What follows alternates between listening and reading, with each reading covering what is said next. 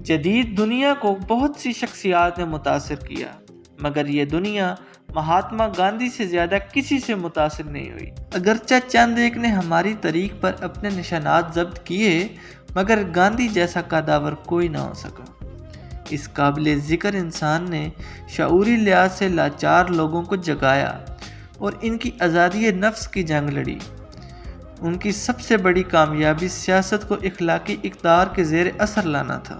گاندھی خاندان بنیا قوم سے تعلق رکھتا ہے، جنہوں نے کئی نسلوں سے کاٹیا وار کی سیاست میں نمایاں اہمیت پائی تھی۔ گاندھی 2 اکتوبر سن 1969 کو پور باندرا میں پیدا ہوئے۔ گاندھی کے والد کابا گاندھی راج کوٹ اور پور باندرا کے دیوان تھے۔ موہن داس کابا گاندھی کی چوتھی بیوی کے سب سے چھوٹے لڑکے تھے۔ گاندھی کی پرورش سخت ترین مذہبی عقیدے کے تحت ہوئی۔ ان کی ماں مذہبی فرائض کی ادائیگی میں بہت سخت تھی۔ پیدائش کے بعد وہ 7 سال تک پور باندرا میں رہے۔ انہوں نے اسکول میں داخلہ لیا، مگر انہیں حاصل ضرب کو سمجھنا بہت مشکل لگتا تھا۔ پھر ان کا خاندان پور باندرا سے راج کوٹ منتقل ہو گیا۔ 13 سال کی عمر میں گاندھی کی شادی ہوئی۔ اسی تقریب میں ان کے چھوٹے بھائی اور چچا زاد بھائی کی بھی شادی ہوئی۔ 1 سال بعد انہوں نے اعلیٰ تعلیم کی طرف توجہ دی اور بمشکل انہوں نے سنسکرت سیکھی، اور وہ اس کوشش سے خوش رہے کیونکہ اس سے انہیں بعض ہندو مذہبات پڑھنے میں مدد ملی۔ گاندھی نے میٹرک کرنے کے بعد سمل داس کالج بھون نگر میں داخلہ لیا، مگر وہ وہاں کے ماحول کا عادی نہ ہونے کی وجہ سے واپس آ گئے، اور بعد ازاں ان کے مرحوم والد کے دوست کے مشورہ پر انہیں انگلینڈ قانون کی تعلیم حاصل کرنے کے لیے بھیجا گیا۔ وہاں انہوں نے عیسائی مذہب کی جانب اپنی توجہ مرکوز کی، ہندو قدیم لٹریچر کی بڑھوتری میں دلچسپی لی۔ 4 سال کے عرصہ میں تعلیم مکمل کر کے واپس بہار آئے اور راجکوٹ میں پریکٹس شروع کی۔ اپریل سن 1893 عیسوی میں پور باندرا سے تاجروں کا ایک گروہ آیا، جس نے جنوبی افریقہ میں دائر ایک مقدمے میں ہزاروں پاؤنڈ کی رقم وصول کرنی تھی، جس کی پیروی کرنے انہیں جنوبی افریقہ جانا پڑا۔ وہاں جا کر گاندھی میں سیاسی فکر اجاگر ہوا، جس کی وجہ سنگین صدمات تھے۔ نتھال میں انہوں نے بے عزتی، معاشرتی اور سیاسی بدعمالیوں کے وہ مظاہرے دیکھے جو ہندوستانی برادری پر انفرادی اور اجتماعی لحاظ سے ڈھائے جاتے تھے۔ ایک دن انہوں نے ایک مجسٹریٹ کی عدالت میں حاضری دی، جس نے پہلے تو انہیں گھورا اور پھر پگڑی اتارنے کا حکم دیا، جس پر انہوں نے کمرے عدالت کو چھوڑ دیا۔ کچھ دنوں بعد پیریٹوریا کی ٹرین کے سفر کے دوران انہیں ایک واقعے نے پریشان کر دیا۔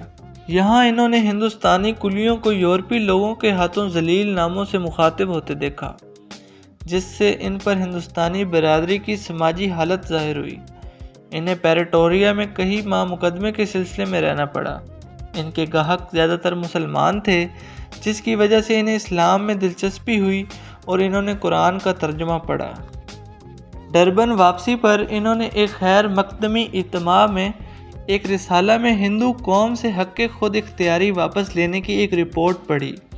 اپنے دوستوں کے اصرار پر انہوں نے یہاں قیام کرنے کا فیصلہ کیا۔ اسی رات انہوں نے دعویٰ دائر کیا، جسے نیتھل لیجسلیٹو اسمبلی میں جلد ہی پیش کر دیا گیا۔ جنوبی افریقہ میں یہ پہلا پارلیمانی دعویٰ تھا۔ 10,000 دستخطوں کے ساتھ ایک یادداشت لارڈ اپن نو آبادیاتی سیکرٹری کو بھیجی گئی۔ مئی سن 1894 عیسوی میں انہوں نے نتھال انڈین کانگریس کی بنیاد رکھی۔ مزید 21 برس ہندوستانیوں کے لیے جدوجہد میں گزارے۔ وہاں وہ پھیپھڑوں کی سوزش کے عارضے میں مبتلا ہوئے، جس کے علاج کے لیے انہیں لندن جانا پڑا۔ ڈاکٹروں نے انہیں یورپی سرد موسم سے بچنے کا مشورہ دیا۔ بالآخر 9 جنوری 1915 عیسوی کو ہندوستان واپس لوٹ آئے۔ دہلی میں ہندو مسلم فسادات ختم کروانے کی کوشش کی اور اس سلسلے میں بھوک ہڑتال بھی کی۔ سن 1927 عیسوی میں سولمون کمیشن کا قیام ہوا، جس کا پورے ہندوستان میں بائیکاٹ کیا گیا، جس کے نتیجے میں برطانوی حکومت نے گول میز کانفرنس بلانے کا اعلان کیا۔ گاندھی نے کانگریسی رہنما ہونے کی حیثیت سے اعلان کیا کہ کانگریس اس میں شرکت نہ کرے گی اور ہندوستانی مطالبات کے سلسلے میں سول نافرمانی کا اعلان کیا۔ نئی تحریک مارچ سن 1930 میں چلائی گئی۔ گاندھی نے نمک کے کانوں کے فیصلے کے بارے میں عدم تشدد ذرائع اختیار کیے۔ 12 مارچ کو اس نے آشرم سے ساحل تک مشہور مارچ کیا اور وہاں کے باشندوں سے عدم تشدد تحریک میں شامل ہونے کے لیے کہا۔ اس مارچ نے نہ صرف ہندوستان بلکہ یورپ اور امریکہ میں تھرتھلی مچائی۔ 5 مئی کو گاندھی کو ممبئی حکومت کے قیدیوں کے قوانین کے تحت گرفتار کر لیا گیا، جس کی عرصہ قید مقدمہ چلائے بغیر متعین کی گئی۔ 6 ماہ بعد گاندھی نے دوسری گول میز کانفرنس میں بطور نمائندہ کانگریس شرکت کی۔ اس نے کانفرنس میں کامیابی حاصل کی۔ ممبئی میں وائس رائے لارڈ ویلنگٹن سے ملاقات بھی ان کے حکومت سے اختلافات میں کمی نہ لا سکی اور انہیں دوبارہ جیل بھیج دیا گیا، جس سے تشدد بھرے واقعات کا سلسلہ چھڑ گیا۔ بعد ازاں انہیں رہا کر دیا گیا۔ رہائی کے بعد انہوں نے پونا میں کانفرنس میں شرکت کی، جس میں سول نافرمانی کی تحریک چلانے کا فیصلہ کیا گیا۔ سن 1934 عیسوی کو انہوں نے باقاعدہ کانگریسی لیڈروں کو ہدایت دینا شروع کر دیں۔ اسی دوران ہندو مسلم کے درمیان دوریاں بڑھتی گئیں اور گاندھی نے مسلم لیگ کے صدر جناح صاحب سے بات چیت کے ذریعے باہمی معاملہ فہمی کی کوشش کی۔ مذاکرات ناکام ہوئے۔ لارڈ ویول کی سربراہی میں شملہ کانفرنس منعقد کی گئی، جس میں مسلم لیگ، کانگریس اور دیگر پارٹیوں کو مدعو کیا گیا۔ کانگریس تناسب کے مسئلے پر ناکام ہوئی۔ گاندھی نے متحرک حیثیت سے کام کرنے سے انکار کر دیا، مگر تمام پارٹیوں اور وائسرائے کے درمیان بطور مشیر کام کرتے رہے۔ لیبر پارٹی کے نئے منتخب وزیر اعظم سیلمنٹ رچرڈ ایٹی نے ہندوستان کی تقسیم کو متنازع سمجھتے ہوئے اپنی کیبنٹ سے 3 رکنی مشن ہندوستان بھیجا اور ہندوستان کی تمام سیاسی جماعتوں کے درمیان مفاہمت کی پیشکش کی۔ 20 فروری 1947 کو برطانوی حکومت نے ہندوستان چھوڑنے کا اعلان کیا اور صوبوں اور دیگر ریاستوں کے حکام کو حکومت دینے کی پیشکش کی، جس سے ان مسلم اکثریتی صوبوں پر قبضہ کرنے کی صحیح ہوئی جہاں مسلم لیگ انتظامیہ موجود نہ تھی۔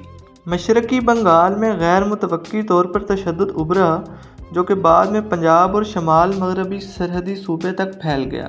گاندھی نے حکومتی کانگریسی پارٹی کو دہلی میں مشرقی بنگال کو چھوڑنے کی ہدایت کی اور خود گاؤں گاؤں فسادی لوگوں میں اعتماد بڑھانے کی کوشش کی، اور بعد میں انہوں نے بہار میں بھی یہ مشن جاری رکھا۔ ہندوستان اور پاکستان کی 2 علیحدہ حکومتوں کو قوت بدل کرنے اور پروان چڑھانے کے عرصہ کے دوران گاندھی نے اپنے پیروکاروں کی قوت بڑھائی، فساد زدہ علاقوں میں امن اور خیر سگالی کا مشن جاری رکھا۔ وہ آزاد ہندوستان دیکھنے کے جذبات کے تحت زندہ تھے، لیکن سن 1947 کی تقسیم برصغیر نے ہندوؤں اور مسلمانوں کے درمیان سخت کشیدگی کو پروان چڑھایا۔ سن 1948 کے اوائل میں 78 سالہ بوڑھے گاندھی نے ملک میں امن قائم کرنے کی آخری کوشش کی اور اس کے لیے ایک اور مرن بھرت رکھا۔ انہوں نے 5 دن بعد مرن بھرت ختم کیا۔ دعائیہ میٹنگ کے دوران گاندھی پر 2 مرتبہ قاتلانہ حملے ہوئے۔ پہلی کوشش میں بم نے کسی کو بھی نقصان نہ پہنچایا۔ اس پر انہوں نے خواہش ظاہر کی کہ کسی کو بھی سزا نہ دی جائے۔ چند روز بعد 30 جنوری سن 1948 میں ایک ہندو انتہا پسند رہنما راما چندر گوڈسے نے انہیں برلا ہاؤس کے کمپاؤنڈ میں فائرنگ کا نشانہ بنایا۔